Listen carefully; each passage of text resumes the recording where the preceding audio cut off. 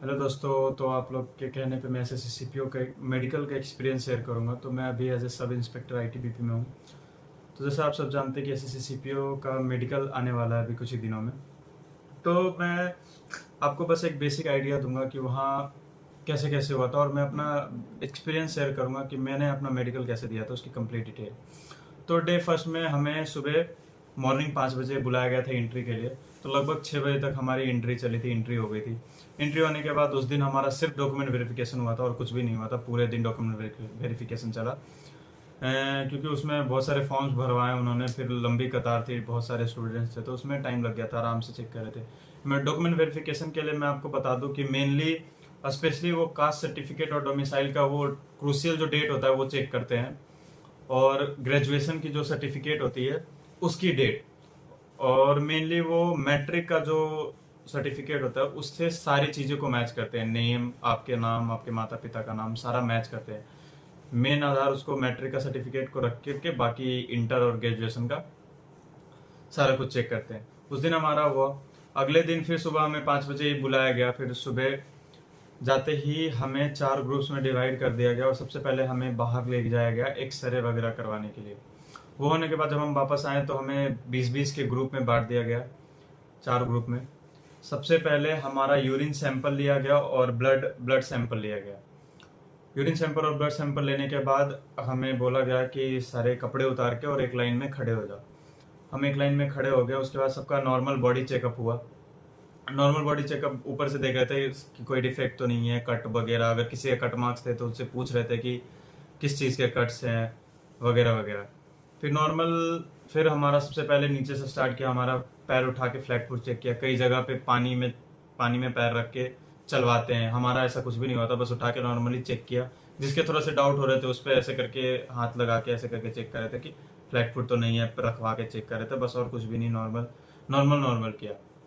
उसके बाद सबके पास जाके नौकनी चेक किए पैरों को मिला करके, और वो जो स्केल होता है उसको नीज के पास पास करते थे। बस वैसे कई जगह नौकनी लेटा के भी चेक करते हैं, पर हमारे में लेटा के नहीं किया, बस सिंपल खड़े खड़े ही पैर को ज्वाइन करके और स्केल पास कर रहे थे। वैसे ही चेक किया। हमारा नॉर्मल नॉर्मल ही हुआ था, उतना ज़्यादा हार्ड भी नहीं होता। फिर साथ में उन्होंने उसके बाद बोला उन्होंने कि लगभग 25 सेकेंड 30 सेकेंड उन्होंने जंप करवाया कंटिन्यू। जंप, जॉगिंग टाइप का जंप करवाया। जंप करवाने के बाद तुरंत वेरिकोज वेन चेक किए। थोड़ा पैरों के पास वेरिकोज वेन चेक करने के बाद साथ ही हार्ट बीट भी चेक किया हमारा जंप कराने के बाद। ठीक है। उसके बाद हाथों से कैरिंग एंगल चेक किया हमारा, ऐसे करके, जिस नॉर्मली ऐसे करके है कैरिंग एंगल चेक किया। और जिस पे डाउट हो रहा था उन्हीं पे स्केल लगा रहे थे, बाकी और नहीं लगा रहे थे। बाकी नॉर्मल डॉक्टर सामने आके कैरिंग एंगल देख रहा था। उसके बाद दोनों को हाथों को ऐसे थोड़ी देर स्ट्रेट करके, उसके बाद शिवरिंग, हाथ की शिवरिंग जो ऐसे शिवर होती है वो चेक किया। नॉर्मल शिवर चेक किया। और मेनली पसीना जो बोलते हैं, हाइपर हाइड्रोसिस बोलते हैं जिसको, वो हमारा चेक नहीं हुआ था क्योंकि हमारे टाइम में बारिश हो रही थी। तो सबके बॉडीज ऑलरेडी वेट हो रखे थे क्योंकि बाहर हो रहा था ग्राउंड में, तो बारिश बारिश से, तो उन्होंने उस पर पसीने पे हाथ के पसीने पे ध्यान नहीं दिया था। फिंगर्स चेक किया उन्होंने हाथ के पैर के अच्छे से कि टेढ़े तो नहीं है या फिर कुछ अननेचुरल तो नहीं है। फिर उसके बाद डीएनएस चेक किया हमारा, माउथ चेक किया, माउथ में टीथ वगैरह खुलवा के देखा, फिंगर्स डाल के देखा, नाक में डीएनएस देखा। डीएनएस के टाइम पे बहुतों का पॉइंट भी बनाया डीएनएस का, इंक्लूडिंग मी, मेरा भी डीएनएस का पॉइंट बना था। बट गलती से मेरे मुंह से निकल गया था कि सर मेरा ऑपरेटेड है, मतलब ऑपरेट करा रखा है। तो ये गलती आप मत करना कि आप बोल दो वहां पे कि ऑपरेटेड है। जैसे ही मैंने बोला कि सर मेरा ऑपरेटेड है, तो उन्होंने क्या किया कि ऑपरेटेड डीएनएस का पॉइंट बना दिया। पर उस डॉक्टर ने उसी टाइम में बोला था चलो क्लियर कर देंगे इस चीज को, कोई बात नहीं, जब ऑपरेट करा रखा है, मेहनत कर रखा है तुमने, ऐसे करके बोला था। और लास्टली क्लियर कर भी दिया था।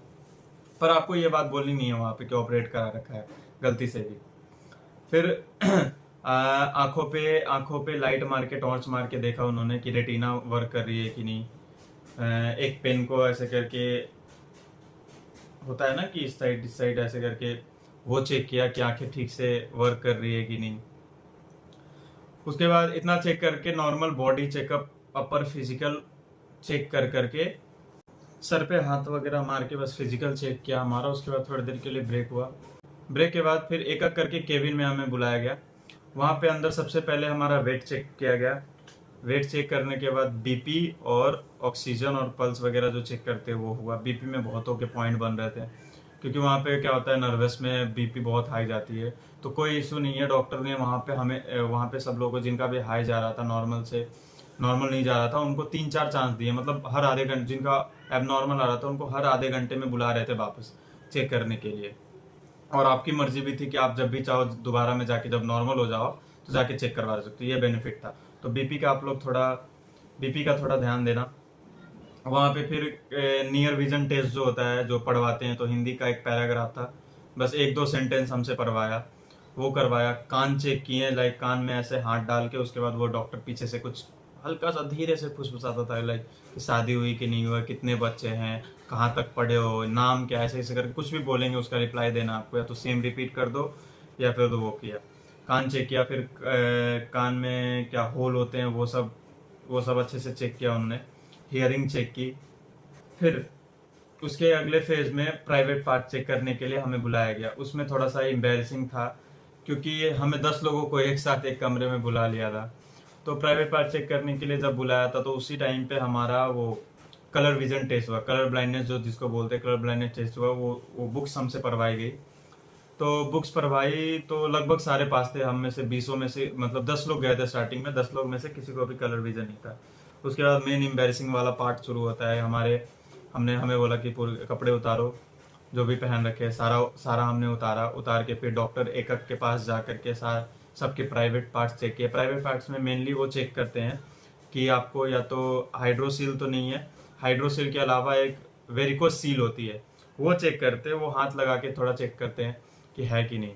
वो चेक करने के बाद पाइल्स चेक करते हैं, नॉर्मली वो झुकाते हैं और फिर खांसने के लिए बोलते हैं।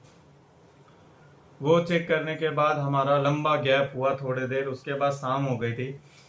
तो फिर हमारा बच गया था वो डिस्टेंस विजन टेस्ट, मेनली जिसमें बहुतों को डर रहता है, बहुतों के पॉइंट्स भी बनते हैं।